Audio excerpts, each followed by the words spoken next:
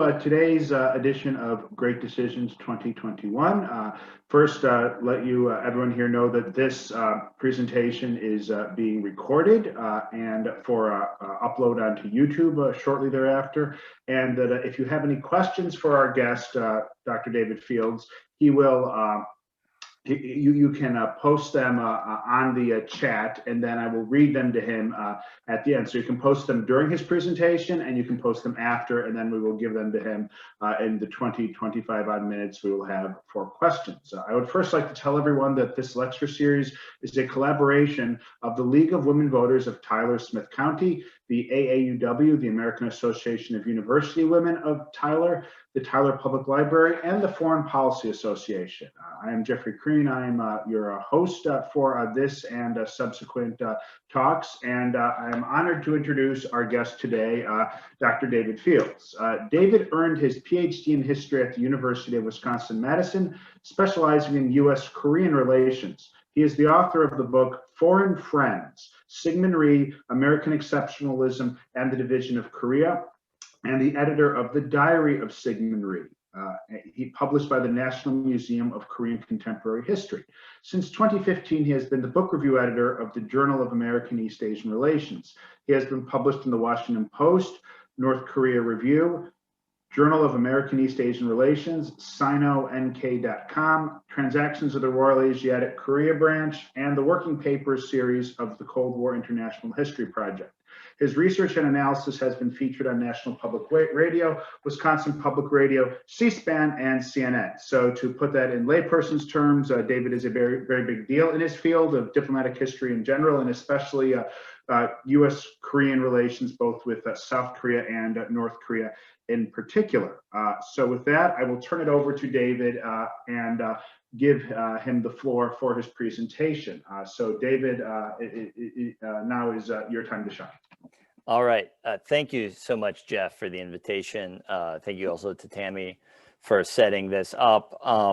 We're living in challenging times right now, and it's no fun to do things virtually. However, on the other hand, there are also new opportunities that come with this, such as the ability to sit in your basement in Madison, Wisconsin, and talk to a group in East Texas. So I'm delighted to take the good with the bad. So I'm delighted to have this opportunity to speak with you.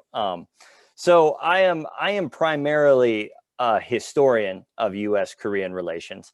So I will spend about half my time today talking about the past and then talking about the present.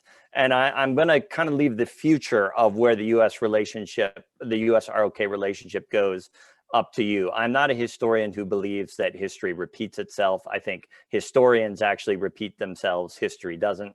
But history does create and shape the present. And I think if I can get you to understand something of the history of U.S.-ROK relations and the present, I think, hopefully by the end of my talk, you might have an idea of the fault lines along which the future of U.S.-ROK relations might break. And they might break in a good way. They might break in a bad way. So I'm going to share my screen now. I have my talk today organized around three tensions. Okay. And this is tensions over history, tensions over North Korea, and tensions over the ROK-US alliance. And I should say, my talk about US-ROK relations is organized around these three tensions. There are three tensions, but I'm an optimistic person, so I'm going to end my talk on why, despite these tensions existing, there's a lot of cause for optimism in US-ROK relations. So the first thing I want to discuss is the tensions over history in US-ROK relations. I'm going to breeze through this pretty quickly. However, for those of you who are interested, all the history I'm going to cover in the next 4 to 5 minutes is pretty much contained in my book, Foreign Friends, Syngman Rhee and American Exceptionalism, and the Division of Korea, as Jeff mentioned. So for those of you who are interested in what I'm saying and want to read more, there's more for you. But I also understand that a 300-page book is not necessarily so desirable to everybody. So I also will share this lecture that I recorded last year with Wisconsin Public Television on how Korea was divided and why it matters. So this is about an hour-long lecture that'll go over the history portion I'm about to do here in much more detail. So if what I say is of some interest to you, if you want to know more, I encourage you to check out one of those two resources. So tensions over history. I'm going to cover 4 of them. There's more, but I'm going to cover 4 historical events or phenomenon that are currently causing tensions in U.S. ROK relations. And I should say I use ROK and South Korea interchangeably. So if I say ROK, I'm referring to South Korea. DPRK is in North Korea. So the first historical tensions are over the 1882 Korean-American Treaty and Japanese colonization. It's essential. If you're going to understand U.S. ROK relations, we have to understand that the United States relationship with the Korean Peninsula does not begin in 1950 with the American intervention in the Korean War. It does not even begin in 1945 with the American division of Korea. It begins all the way back in 1882 when the United States and then the Kingdom of Chosun negotiate and sign the 1882 Korean-American Treaty, which establishes diplomatic relations between the two states. Now, this treaty, in its first clause, contained what is called a good offices clause, which I can't go into all the details here, but which there was some misunderstanding about between the United States and Korean diplomats. From the Korean perspective, this good offices clause obligated the United States to defend Korea in case Korea got into any sort of difficulties with its neighbors. From the American perspective, this good offices clause was more of something formulaic that was in all treaties at the time, which only entailed an American responsibility to mediate, or rather to offer to mediate if Korea got into any sort of difficulties with its neighbors. So the Koreans had a maximal interpretation of what this clause meant. The Americans had more of a minimal interpretation of what this meant. And under the Korean interpretation, when Japan invaded Korea, annexed Korea, and began the process of colonizing Korea in 1905, the United States had a moral responsibility to at least protest that decision, if not take some action.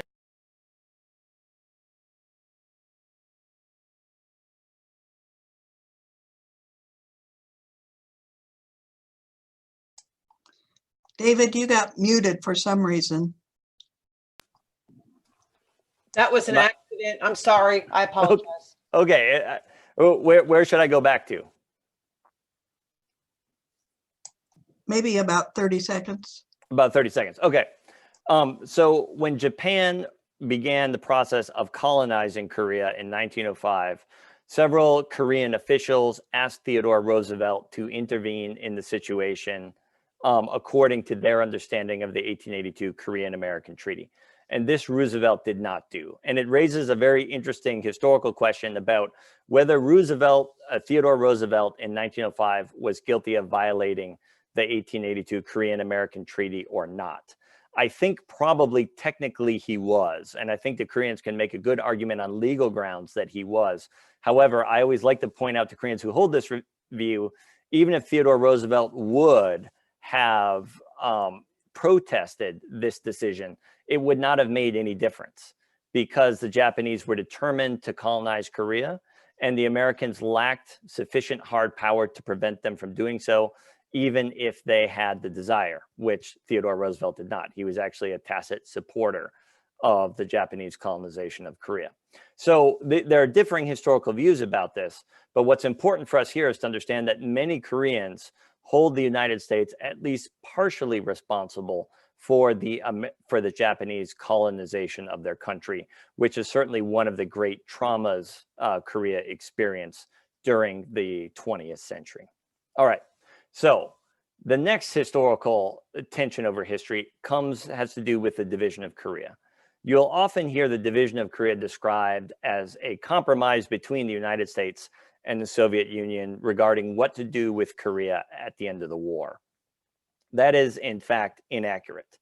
It was not a compromise between the Soviets and the United States. It was an American suggestion that the Soviets accepted without a counteroffer or without any comment whatsoever. And the situation was, as Japan was surrendering, the Soviets were in a position to occupy all of Korea. The United States wanted to prevent that from happening because they didn't believe that the Soviet Union was serious about Korea's independence. So it was the United States that suggested the division of Korea.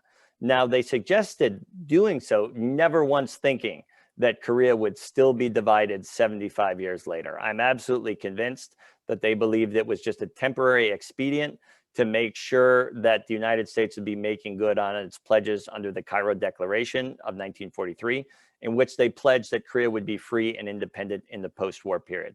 So it was never intended to be what it became, but it's also undeniable that the division of Korea was an American suggestion. It was Americans who came up with the idea, and the Soviet Union accepted it. And then it was also American and Soviet decisions over the next 3 to 4 years, which ossified that division. And then, but I think you have to be honest and say it's the Korean War that really makes that division permanent. And that was something in which Koreans did have a hand in the decision-making, but the division of Korea originally was an American idea in which Korea played no role in. So again, they see Americans as morally responsible in some way for the current state of affairs in Korea. The next, number 4 in our list of historical tensions, is the American withdrawal from the ROK in 1949. I often also hear it said that the United States divided Korea in 1945 and that we've been there ever since. This is spectacularly untrue. American forces withdrew from the Korean Peninsula in 1945, in July of 1945, over the strenuous objections of the ROK government, especially the first president of the ROK, Syngman Rhee. And he objected because he said, if you withdraw troops from the ROK, it's more than likely that we are going to be attacked, that we will be invaded by North Korea. And in fact, I have this image here of a CIA document that was released, which agreed with Rhee. Now, the Army dissented, and they said, we feel that the ROK is strong enough to stand on its own. The CIA was quite adamant that it wasn't, but nevertheless, the withdrawal took place. And, just about a year later, the DPRK invaded. Now, for some reason in the United States, we tend to emphasize the Dean Acheson Press Club speech in the spring of 1950, in which he left South Korea out of the American defensive perimeter as one of the signals to Kim Il-sung and Mao Zedong and Joseph Stalin that the United States would not contest an invasion of Korea. I think that signal, in fact, paled in comparison to the action of withdrawing American troops from Korea in 1949. Actions speak louder than words. And no matter what Dean Acheson said in the spring of 1950, pulling American forces out of Korea in 1949 sent a clear signal as to what we thought about the importance of the ROK. And if you visit the Korean War Memorial Museum in Seoul, you will see in their huge panorama explaining the war, they start the origins of the war in 1949 with the American withdrawal. Okay, Koreans have not forgotten about that. And while the United States has been in Korea almost uninterrupted since 1945, this one interruption of about 11 months was incredibly important.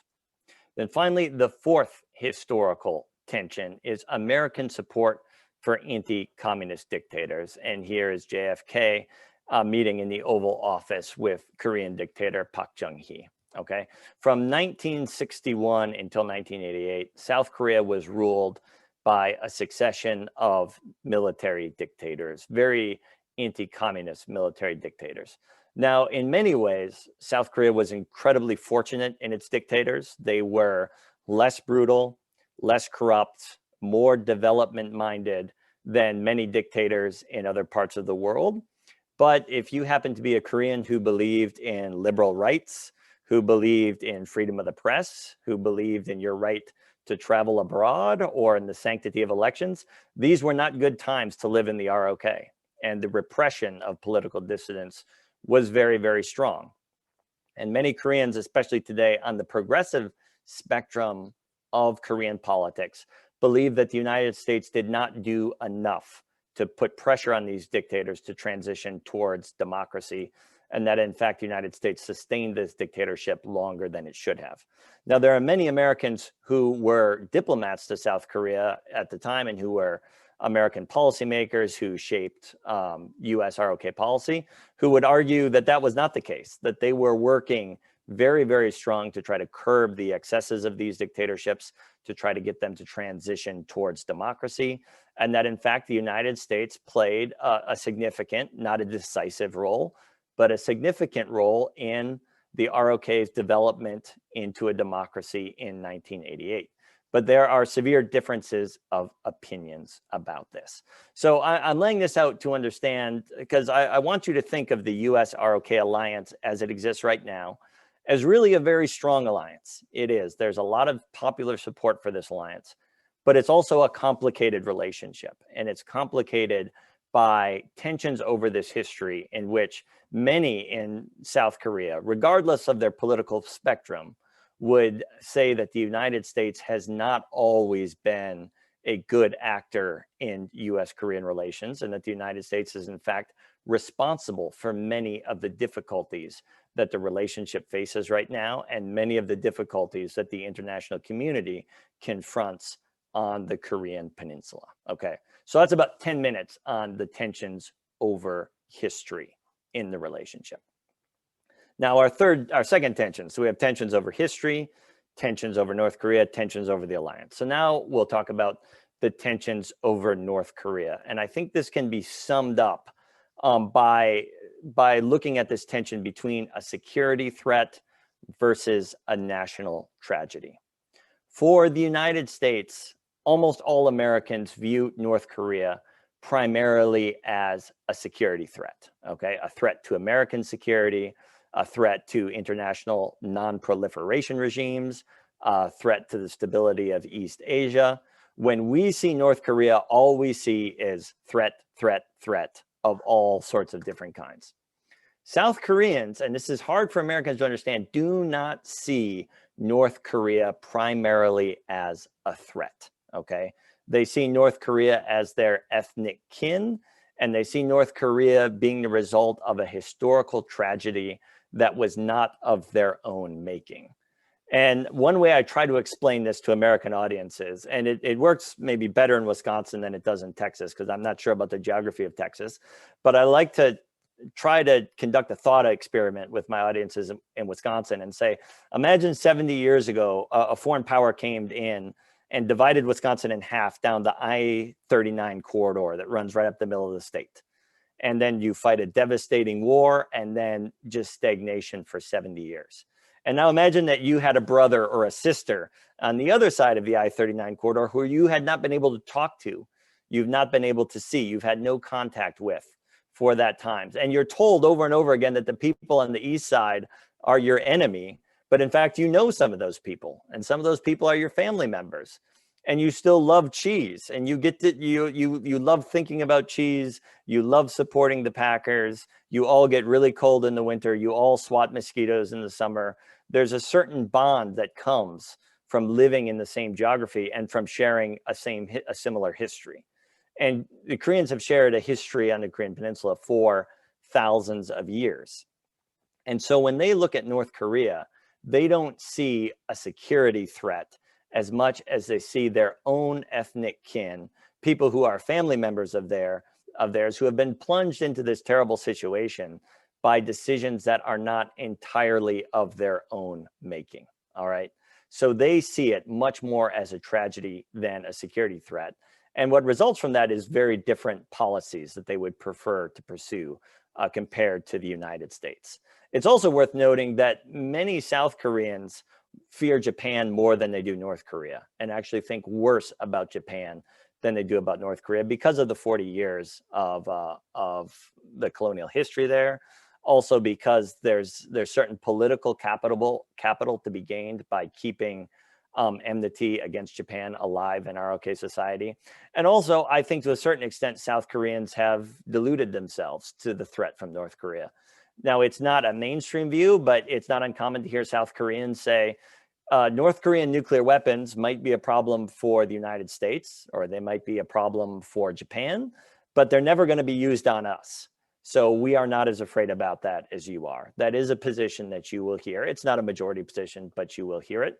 And then you'll also hear many South Koreans who are fatalistic about North Korea because they have to live with the threat every single day. And I think probably most of you understand by now, but the threat to Seoul is actually not nuclear. It's actually conventional artillery from just on the northern side of the border. North Korea could rain 100,000 shells an hour down on Seoul on literally a minute's notice. And South Koreans have had to live with that for the last 30 or 40 years. And I think many of them have just become fatalistic about it and said, you know, this is really out of our hands. There's nothing we can do about it. But as a result, they're also less likely to jump on the bandwagon that something needs to be done about North Korea, and it needs to be done soon, okay? The next thing I want to talk about in tensions over North Korea is, so we've talked about the tensions kind of between the American view and the South Korean view.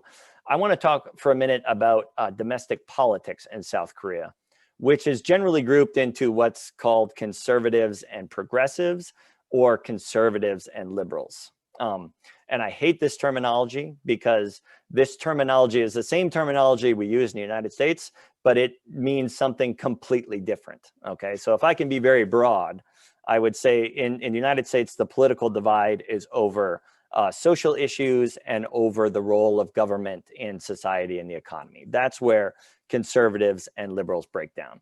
Korea is very different. Every single Korean is a socialist. All Koreans are socialist by American standards, and they are all conservative by American standards, okay? They all want a big government. They all believe in a very activist government, and they tend to be very conservative on social issues.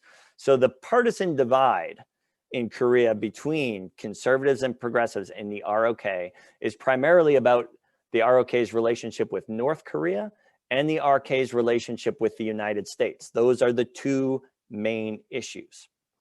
Now, if you're a conservative in the in the ROK, what that means is you favor a close relationship with the United States, and you are skeptical towards North Korea. Okay, and that does not mean hawkish on North Korea. I know almost no Koreans who are hawkish on North Korea who would like to see any sort of kinetic or military strike against North Korea, because they know what that would mean for them. But you are skeptical towards North Korea and whether North Korea will ever change. So if the ROK is going to engage with North Korea, the conservatives in the ROK want to see North Korea take some steps first. They want to see North Korea curb its nuclear weapons development, maybe even roll back a little bit. They want to see it toning down its homicidal record, some sort of progress on human rights before engagement can happen. Now, if you're a progressive in the South Korean spectrum, you are just the opposite. You want to see a warmer policy towards North Korea, and you worry that it's actually the United States that is holding inter-Korean relations back. So under progressive administrations in the first decade of this century, they pursued what was called the Sunshine Policy, where they offered some aid, they offered economic assistance, they offered some joint economic development projects for North Korea with almost no ask up front. And the idea was, we have pressured and pressured and pressured for decades, it's got us nowhere. Let's just act in good faith. Let's offer an olive branch to North Korea, and let's see what we can get. This is called the Sunshine Policy, after the Aesop's fable of the wind trying to blow a man's jacket off, and he just clutched it tighter, and the sun said, I can handle this. And then the sun shone on him, and he got so warm that he took his jacket off. Okay, so in the progressives' mind, they were hoping that they could warm inter-Korean relations so much that North Korea would no longer be afraid, and that North Korea would start behaving better. Okay, so this is the dividing line in South Korean politics. If you're conservative, you want a close alliance with the United States, and you're skeptical towards North Korea. If you're progressive, you want a warmer policy towards North Korea, and you're worried that the United States might prevent any sort of rapprochement between the two Koreas. And I should note that this Sunshine Policy coincided with the Bush administration. So at the same time you had a South Korean progressive, Kim Dae-jung, reaching out to North Korea, you had an American president listing Korea as part of the axis of evil. Okay, so there was some real tensions at that moment as the ROK and the United States were pursuing two very different policies towards North Korea. This brings me to my final point on the tensions over North Korea, and that is the Moonshine Policy. The Moonshine Policy is a derogatory but very, very catchy term for the current approach to North Korea by the ROK under the progressive presidency of Moon Jae-in. Okay, so Moon Jae-in was a high-level staffer under the Sunshine Policy of the late 1990s and early 2000s, and he essentially proposed something similar, a rehash of the Sunshine Policy, which his opponents quickly dubbed the Moonshine Policy. Okay, and what he wanted was enhanced dialogue between the ROK, the DPRK, and the US on inter-Korean issues on nuclear weapons. He wanted to facilitate some sanctions relief for North Korea in return for reductions in their nuclear capacity, not a complete disavowal of their programs, just to walk back a little bit. And he wanted to restart ROK engagement with North Korea. Now, he was elected in 2017. Initially, this looked terrible because he was elected, and then very soon thereafter, we got the fire and fury rhetoric between Donald Trump and Kim Jong-un. But then from about late 2017 through 2018, when we had the Hanoi summit and the Singapore summit, it was looking pretty good for Moon Jae-in, and then it all went south again. So now Moon Jae-in is in the middle of his term, and he's kind of caught because he has promised in his campaigns and in his administration that he is going to bring better relations with North Korea. But so far, not only has he been unable to move dialogue between the US and North Korea forward, but he has been unable to get any sort of sanctions relief for North Korea. Now, what he was really pushing for was called an ethnic exemption to UN sanctions on North Korea, meaning that the ROK would get a special dispensation to engage with North Korea economically because they're ethnic kin. He has not been able to do that, and as his administration goes on, these tensions get more and more acute. All right, so we've talked about the historical tensions, the tensions over North Korea, and now we'll talk about the tensions in the ROK-US alliance itself, okay? And these tensions are about how stable this alliance is and also what the future of this alliance should be, okay? So first of all, we have the tensions over the special measures agreements, or the SMAs. And these are the cost sharing agreements between the United States and the ROK, which determines who is going to pay what for American security assistance and American basing. As you probably know, if you watch the news, the United States has about 28,000 US service members permanently stationed in South Korea.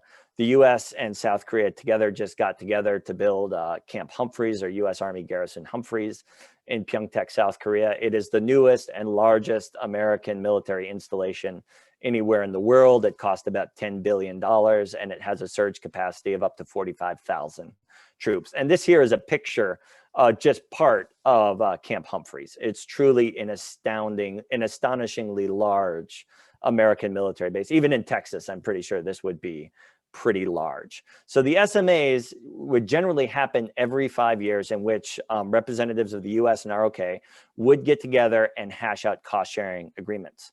Now, how this was done previously to Donald Trump is the American philosophical position on this was the United States has the number of troops it has because we believe it's in our own interest to have that number, and we have to base them somewhere. So when we approached our allies, what we would do is we would say, here is what it would cost to base these 28,000 troops in the US. What we would like from you is we would like you to cover the cost above what it would cost in the US if we're going to station them in Korea. Now, Korea posed a particular problem for this because actually it's cheaper to have those troops in Korea than it is the United States, because the cost of living, cost of construction, everything is slightly lower in Korea. So what the United States and the ROK had done is said, okay, South Korea, you cover maintenance on facilities, you cover new construction of basings, and you cover the salaries of the Korean citizens who actually work in essential services on these bases. That's more or less how SMAs had been negotiated in the past. And Korea was paying about $1 billion per SMA for this security assistance. Well, Donald Trump decided that he would try to turn American bases abroad into a revenue generating opportunity for the United States, and demanded that the ROK pay $5 billion in the next SMA.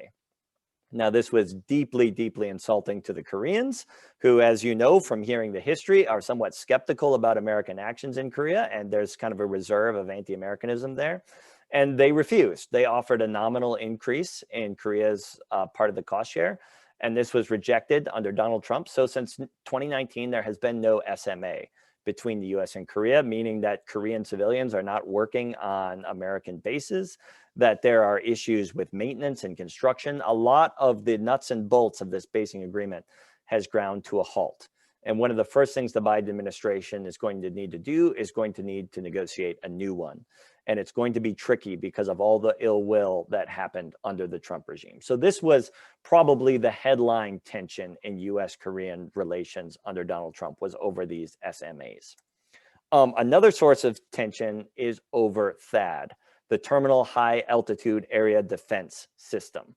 Now, this is a system that American forces feel is necessary to protect US troops at Camp Humphreys and in the ROK from DPRK missiles. This is a very expensive, very cutting edge missile defense system. The South Koreans agreed to accept it in 2016, and this resulted in economic retaliation against the ROK from China.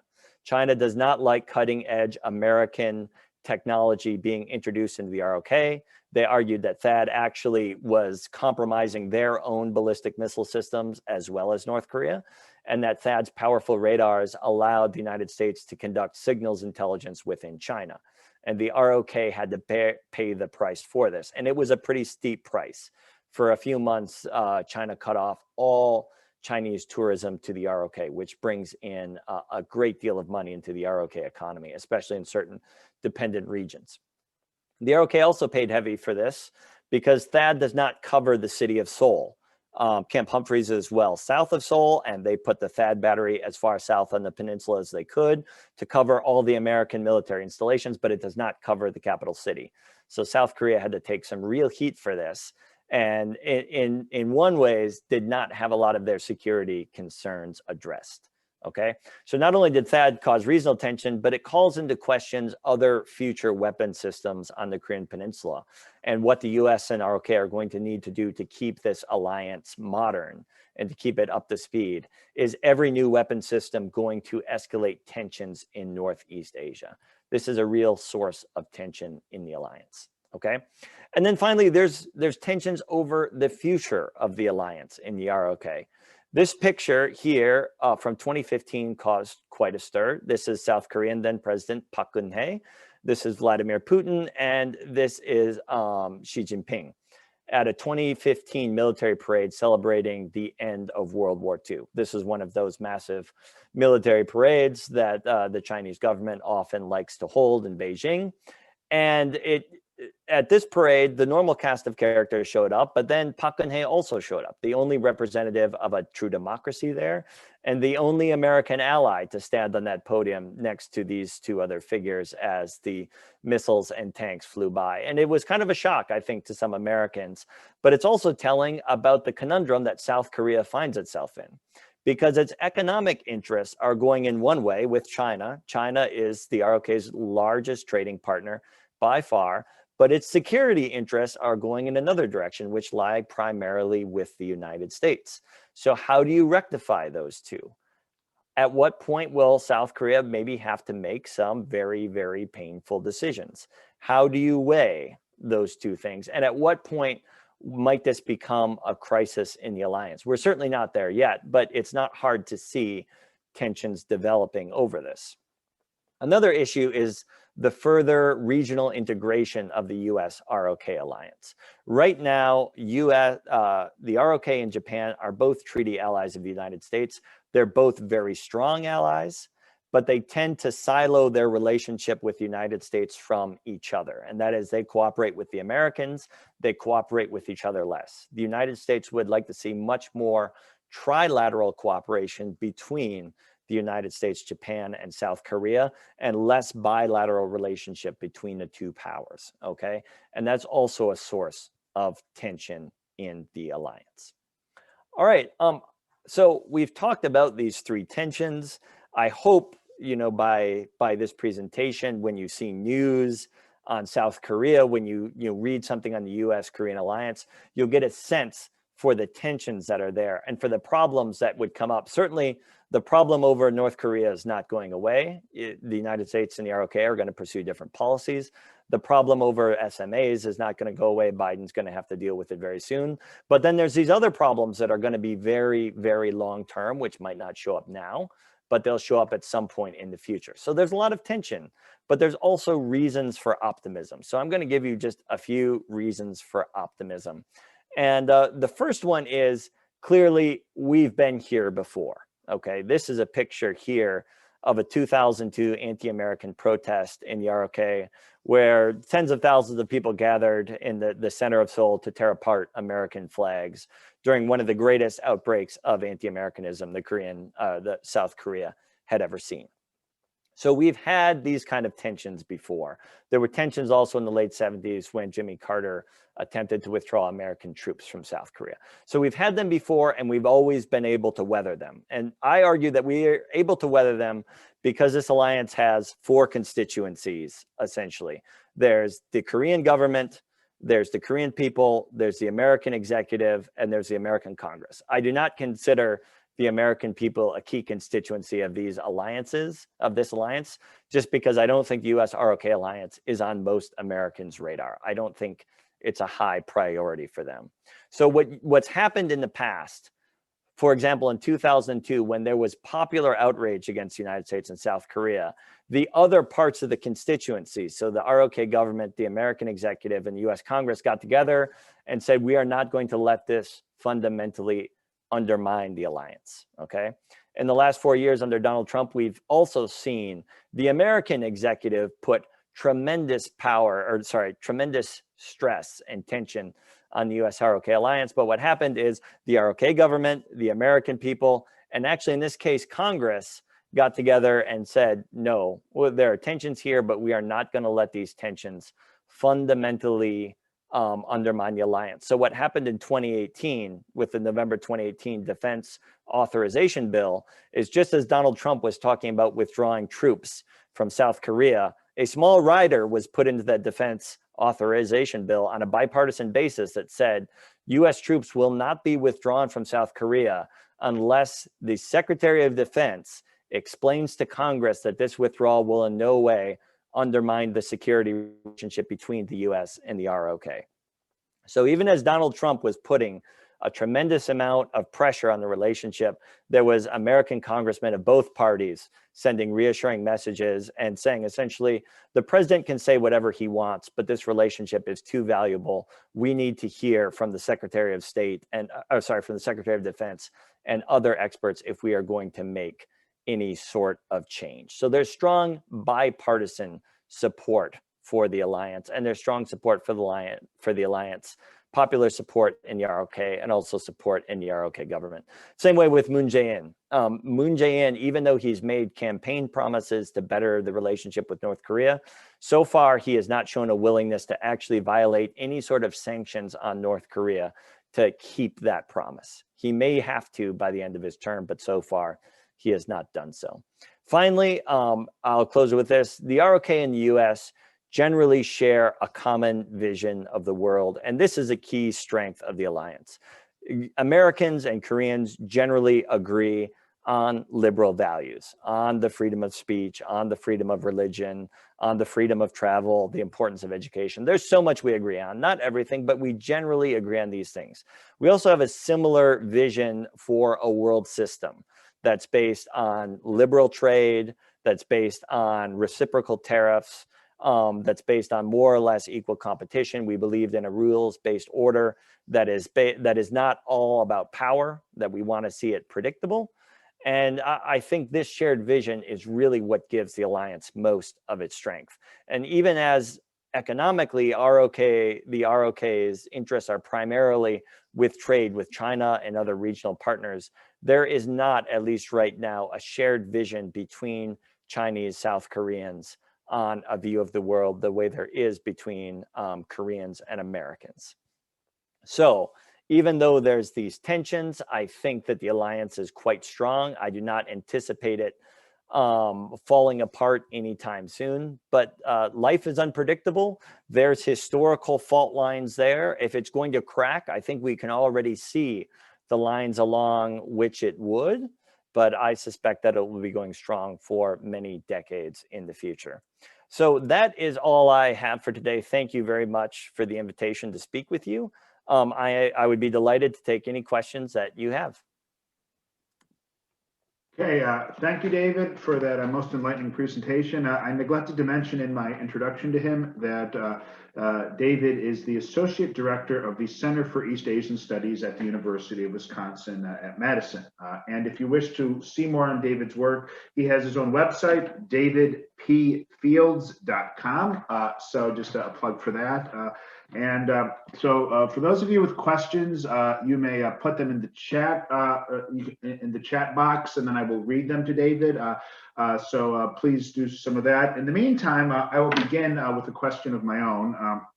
I'd like to ask David about the South Korean military, the ROK Army, especially because where the U.S. has large bases and in allied countries, Americans often complain about the ally not pulling their own weight, free riding on America's security guarantee, not having a large and well-equipped enough army in their own right. So I'd like you to talk about the South Korean military, its capabilities, its extent, and particularly the fact that South Korea, unlike the United States or unlike our allies, still has conscription, has a draft, which is quite thorough, such that even, say, Korean pop stars and sports celebrities have difficulty getting out of it. So I'd like you to start off by talking about that. Yeah, I'm glad you bring this up, because I feel like when you study Korea, it's just such a given that every single Korean male who you will ever meet, who you'll be friends with, has spent 2 years in the military.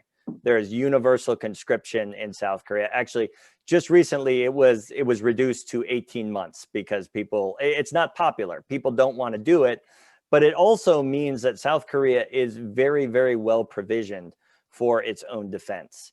The South Korean military is very, very capable.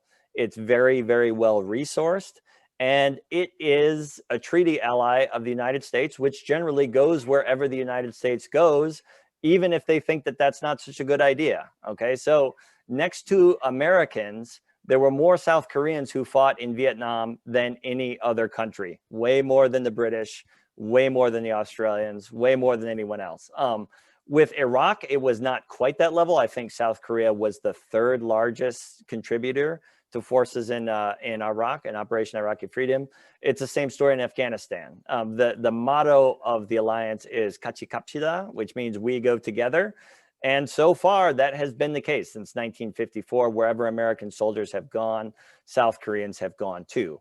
Now, of course, they don't just do that out of the goodness of their heart. They do that with the understanding that at some point, American soldiers might need to fight on the Korean Peninsula, and they do not want to be accused ever of free riding on the American alliance, which is one of the reasons Donald Trump's accusations against the ROK and his accusation of them free riding on American security was so painful and so frustrating and caused a lot of anger in the ROK. You can make that argument, I think, about some American allies, although I'm not an expert on this, but I do know that there have been times where many of our NATO allies have not met their spending targets on defense. The South Koreans spend way more than our NATO allies on defense. I can't tell you the percentage, but it's comparable to what the United States spends, okay, in terms of compared to their economy. They are a very strong ally with a very capable military. So they're certainly not free riding on American security. Now, but there is something unsettling about the Korean military, and that is all of my friends have been in the Korean military, and I always like to ask them, if North Korea were to invade, South Korea would defeat them easily, right? And almost always I get the same answer, and that is with the Americans or without the Americans. And they say, with the Americans, no problem. Without the Americans, we're not sure. And I've talked to American military leaders about this too, and they sense somewhat of a lack of confidence in the ROK Army. They are heavily integrated into the United States Armed Forces for their security. And a drop in American support could have a real effect on morale, but they are certainly a very capable fighting force. Very good. I have some questions here. The first one is from Jackie. Given Biden's age, being of the baby boomer generation, and Obama's legacy, how confident are you that a good relationship with the ROK can continue? I think I'm very confident, actually. I think Biden has already signaled that he understands the importance of the U.S. ROK alliance. I think so far, Moon Jae-in has also clearly signaled that even though he would prefer that the United States pursue a different policy towards North Korea, he does not want to stress the alliance in that term.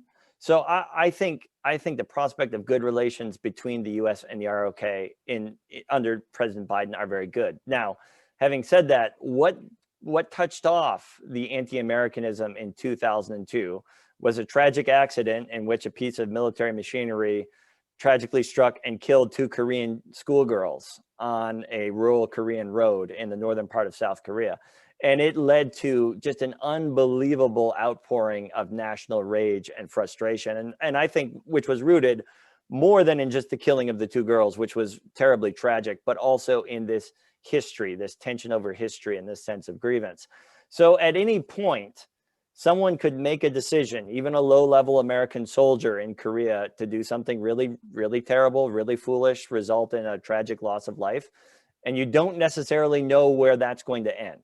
Okay, so I anticipate good relations between the U.S. and the ROK, but because of these tensions, you just don't know when something might catch the ire of the Korean populace or the Korean population, and they might put real pressure on their government. Now, Kim Jong-un has done Moon Jae-in no favors.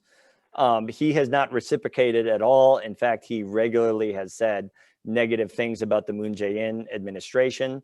And he has also made threats to South Korea, which I think might give Moon Jae-in a little bit of space to back down from the campaign promises he's made. So I anticipate good relations. I think Biden can do that. But again, these things are somewhat unpredictable.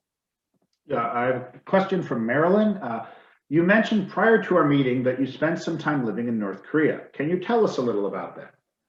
Yes, I should say I wasn't living in North Korea. I was visiting North Korea. I've spent about 10 days there. I had intended to go back and live for a little bit longer, and that didn't work out.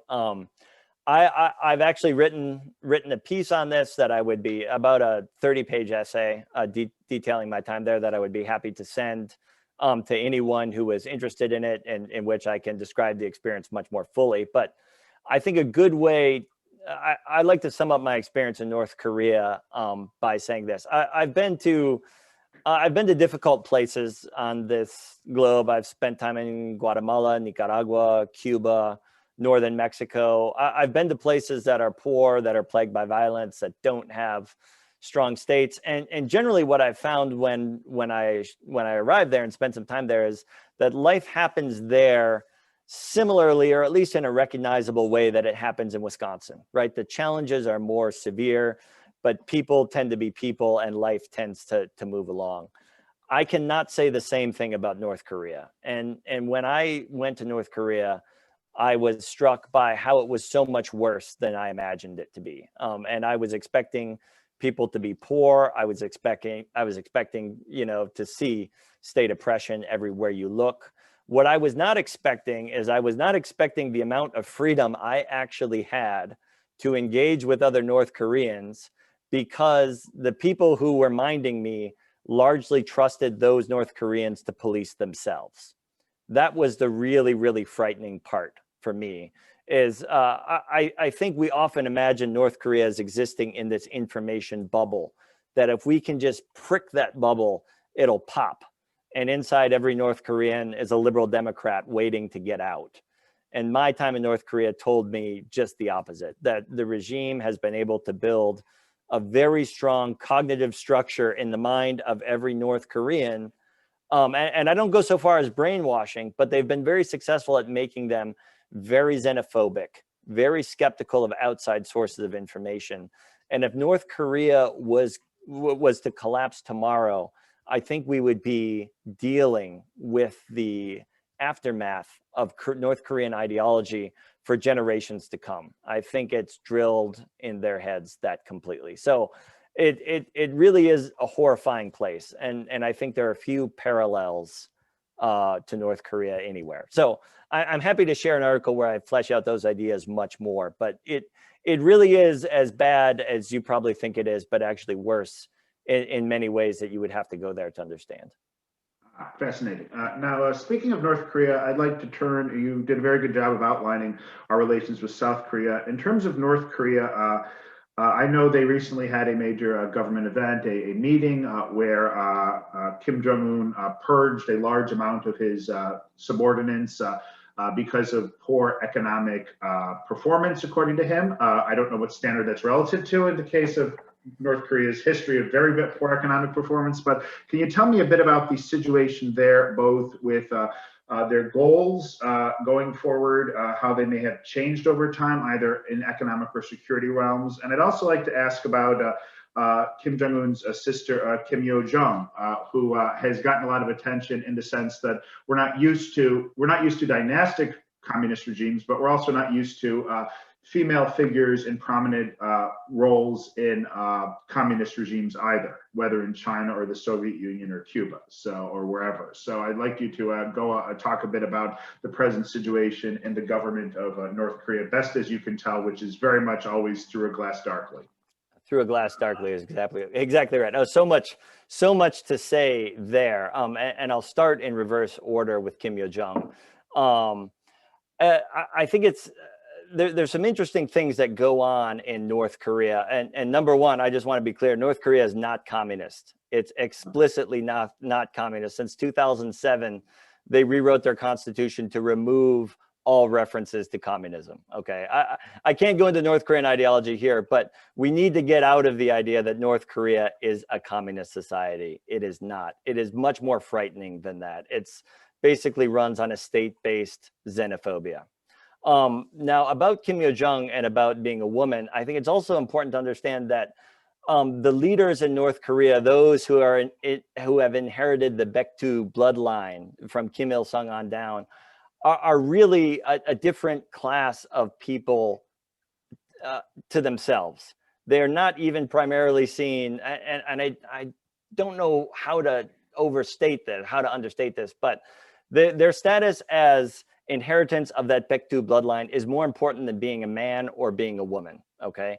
And scholars have pointed out that there's actually a very strange hermaphroditic quality to the terms used for the leader in Korea, okay, which is usually translated as the fatherland. Actually, it's more like the parent, the great parent, that can be male or female.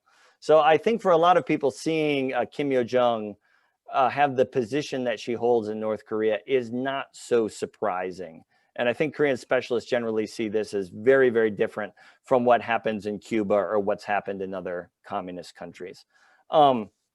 About economic development in North Korea, I think that there's a real misunderstanding of what Kim Jong-un means when he says economic development. Just as I think maybe most of you know, Kim Jong-un is not afraid to use the term a nuclear-free Korean peninsula, but he means something very different from that. He doesn't mean North Korea giving up its nuclear weapons.